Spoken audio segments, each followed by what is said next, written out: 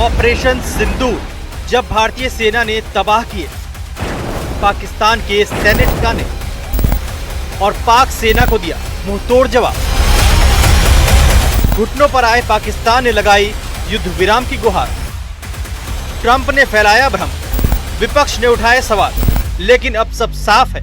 प्रधानमंत्री ने कहा ट्रंप से एकदम स्पष्ट, नो मध्यस्थ। प्रधानमंत्री मोदी ने राष्ट्रपति ट्रंप को स्पष्ट रूप से कहा, कभी भी किसी भी स्तर पर भारत अमेरिका ट्रेड डील या अमेरिका द्वारा भारत और पाकिस्तान के बीच मध्यस्थता जैसे विषयों पर बात नहीं हुई थी। अपने पोस्ट और बयानों से भ्रम फैलाने वाले ट्रंप को ही पीएम मोदी ने दिखाया आईना। जिस ट्रंप के दम पर विपक्ष सवाल पूछ रहा था, अब वही ट्रंप है लाजवाब और देश में विपक्ष को कोई जवाब देते नहीं बन रहा है। कल जब वो भारत लौटते हैं, सर्वदलीय बैठक बुलाएं, विपक्ष के नेताओं को बुलाएं और यही बात दोहराएं। उनके मुंह से क्यों नहीं आता? ट्रंप से एकदम स्पष्ट, नो मध्यस्थ। अमेरिका के राष्ट्रपति डोनाल्ड ट्रंप और प्रधानमंत्री नरेंद्र मोदी के बीच फोन पर बातचीत हुई। ट्रंप के आग्रह पर यह फोन कॉल हुआ।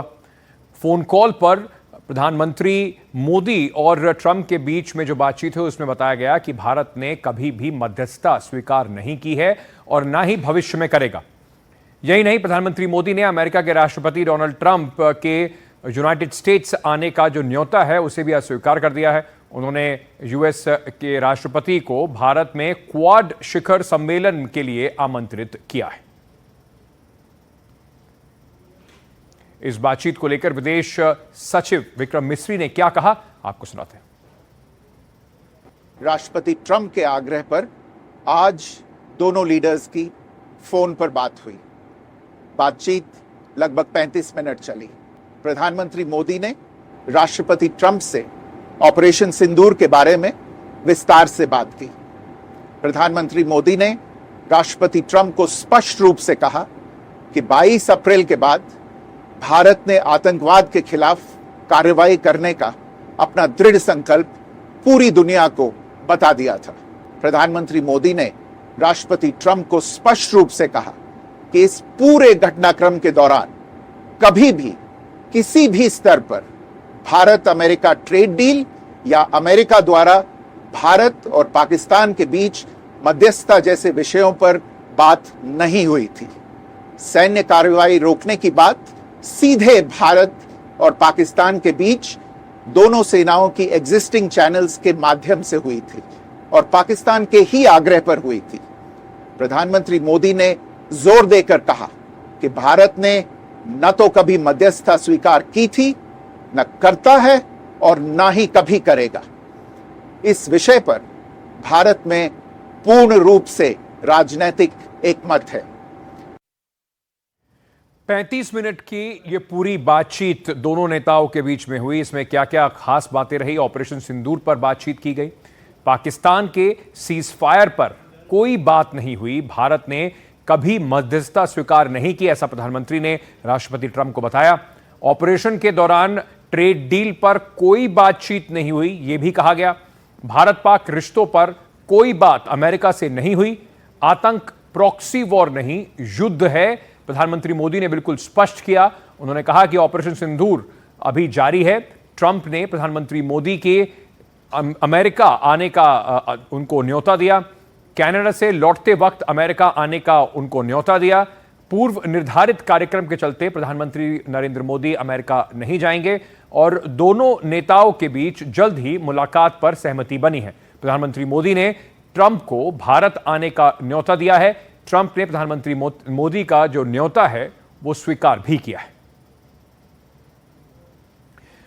चलिए अब बात करते हैं इस पूरी जो बातचीत पर बीजेपी प्रवक्ता शहजाद पूनावाला और कांग्रेस के प्रवक्ता के जो मुख्य प्रवक्ता हैं जयराम रमेश इंचार्ज हैं कम्युनिकेशन डिपार्टमेंट के, उन दोनों के बीच में जबरदस्त कहासुनी हुई है। क्या क्या उन्होंने कहा आपको सुनाते हैं। प्रधानमंत्री नरेंद्र मोदी जी ने साफ साफ डोनाल्ड ट्रंप जी से कहा कि किसी थर्ड पार्टी के हस्तक्षेप की कोई बात या कोई सवाल ही पैदा नहीं होता, ना भारत इसको स्वीकारता है। आज तो एक नया डॉक्ट्रिन स्थापित हुआ है कि गोली का जवाब गोले से। एक्ट ऑफ टेरर को एक्ट ऑफ प्रॉक्सी वॉर नहीं, एक्ट ऑफ वॉर की तरह देखा जाएगा। और घर में घुसकर मुंह तोड़ जवाब देने की जो क्षमता है उसका भी परिचय मिला। हम तो चाहते थे कि पार्लियामेंट का विशेष सत्र हो, चर्चा हो, उसमें यही बात कहे जो आज कहा जा रहा है कि उन्होंने राष्ट्रपति ट्रंप को कहा है। कल जब वो भारत लौटते हैं, सर्वदलीय बैठक बुलाएं, विपक्ष के नेताओं को बुलाएं और यही बात दोहराएं। उनके मुंह से क्यों नहीं आता? 37 दिनों से वो इसके बारे में कुछ कहा नहीं है। तो आज उन्होंने फोन कॉल की है, अच्छी बात है कि 35 मिनट का फोन वार्तालाप हुआ है राष्ट्रपति ट्रंप और प्रधानमंत्री मोदी जी के बीच में। तो वो अवगत कराएं विपक्ष के नेताओं को, वो बोलें कि मैंने ये कहा है। आज जब प्रधानमंत्री नरेंद्र मोदी जी ने दो टूक शब्दों में यूएस प्रेसिडेंट के साथ में ये स्पष्ट कर दिया और उनके साथ बायलैटरल 35 मिनट की उसमें स्पष्ट कर दिया बातचीत में कि कोई तीसरी कंट्री इन्वॉल्व नहीं थी। पाकिस्तान ने हाथ जोड़कर भारत से भीख मांगी कि किसी भी तरीके से आप इसको रोको, और ऑपरेशन सिंदूर के अंदर हमारी सेनाओं ने पाकिस्तान को की गोली का जवाब गोले से दिया, जिसको डोनाल्ड ट्रंप ने भी अग्री किया। उसके बावजूद अगर कांग्रेस पार्टी हिंदुस्तान के नैरेटिव में विश्वास नहीं रखती, भारत की सरकार के नैरेटिव में विश्वास नहीं रखती, तो इन सबसे यही स्पष्ट हो जाना चाहिए कि राहुल गांधी और जयराम रमेश का दिल पाकिस्तान में बसता है, ना कि हिंदुस्तान के अंदर। ये प्रेसिडेंट ट्रंप जो 17 बार कह चुके हैं कि मैंने मध्यस्थता किए है, तो ये ट्रंप ने कहना चाहिए कि मेरी और मोदी जी की बात हुई है और मैं मोदी जी की बात मानता हूं और सचमुच मैंने भारत पाकिस्तान के युद्ध में मध्यस्थता नहीं की। ये उसने कहना चाहिए। ये जो मोदी जी के भगतगण हैं उसने नहीं कहना चाहिए। G7 शिखर सम्मेलन में प्रधानमंत्री नरेंद्र मोदी ने आतंकवाद के खिलाफ भारत की जो सख्त नीति है उसको एक बार फिर से दोहराया और इसे वैश्विक खतरे के खिलाफ एकजुट होकर निष्पक्ष कार्रवाई, निर्णायक कार्रवाई की मांग प्रधानमंत्री नरेंद्र मोदी ने की। उन्होंने कहा कि आतंकवाद मानवता के लिए सबसे बड़ा दुश्मन है। वैश्विक शांति और समृद्धि के लिए हमारी सोच और नीति स्पष्ट होनी चाहिए।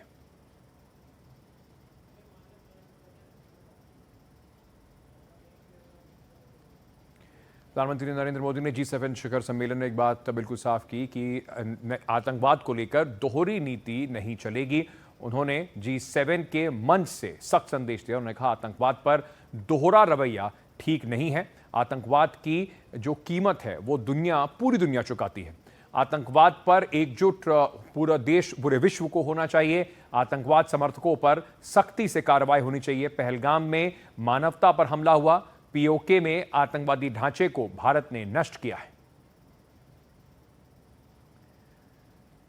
और चलिए कुछ तस्वीरें ज़रा जो हैं वो इस बार फिर से एक बार सोशल मीडिया पर ज़बरदस्त वायरल हैं और एक बार फिर से जितने भी इन्फ्लुएंसर्स हैं सोशल मीडिया पर, जो लोग अक्सर टिप्पणी करते हैं, उन्होंने इटली के प्रधानमंत्री जॉर्जिया मेलोनी और भारत के प्रधानमंत्री नरेंद्र मोदी जिस तरीके से जो उनकी तस्वीरें हैं उसको लेकर एक बार फिर से बातचीत आगे और बढ़ रही है।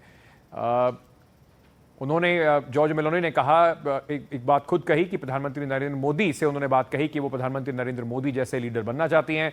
वो कभी भी अकेले में नहीं बल्कि G7 में जुटे राज्याध्यक्षों के बीच में ये बात कही गई। मेलोनी और मोदी एक दूसरे के सामने आए तो दोनों ने हाथ मिलाया और एक दूसरे का हालचाल भी पूछा। फिर जॉर्ज मेलोनी ने तुरंत कहा, you are the best, I am trying to be, मैं आपकी तरह, I am trying to be like you, आप सबसे अच्छे हैं और मैं आपकी तरह बनने की कोशिश कर रही हूं।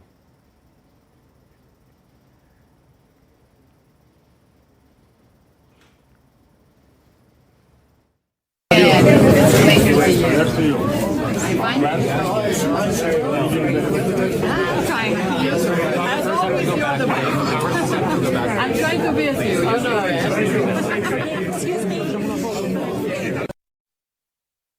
वहीं प्रधानमंत्री नरेंद्र मोदी ने और भी राष्ट्राध्यक्षों से वहां पर बातचीत की। फ्रांस के राष्ट्रपति इमैनुएल मैक्रों से प्रधानमंत्री नरेंद्र मोदी की गर्मजोशी से मुलाकात हुई।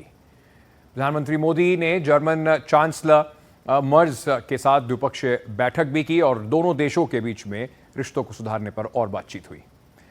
ब्रिटेन के प्रधानमंत्री से भी प्रधानमंत्री नरेंद्र मोदी की मुलाकात हुई, उसकी भी तस्वीरें आप इस वक्त देख रहे हैं। कनाडा के प्रधानमंत्री मार्क कार्नी से प्रधानमंत्री नरेंद्र मोदी ने मुलाकात की।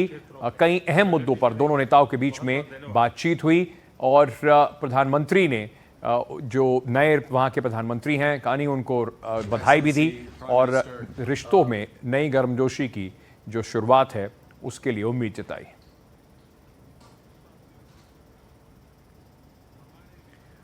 कनाडा में G7 शिखर सम्मेलन के दौरान प्रधानमंत्री मोदी और कनाडा के प्रधानमंत्री मार्क कार्नी के बीच द्विपक्षीय बातचीत हुई। इस दौरान रिश्तों को सुधारने के लिए कई अहम फैसले लिए गए। बैठक के दौरान प्रधानमंत्री मोदी ने दोनों देशों में संबंधों पर जोर देते हुए कहा कि भारत और कनाडा के संबंध कई मायने से बहुत महत्वपूर्ण हैं। उन्होंने कहा कि कनाडा की अनेक कंपनियों का भारत में निवेश है, भारत के लोगों का भी कनाडा की धरती पर बहुत बड़ा निवेश है। इस दौरान भारत और कनाडा के उच्चायुक्तों की नियुक्ति और राजनयिक सेवाओं को सामान्य करने में सहमति बनी। चुनाव की जीत के लिए प्रधानमंत्री ने मार्क कार्नी को बधाई भी दी। वहीं कनाडा के प्रधानमंत्री ने से मुलाकात के दौरान कई अहम मुद्दों पर चर्चा की गई। मार्क कार्नी को प्रधानमंत्री ने बधाई दी और नए रिश्ते बहाल करने पर चर्चा की।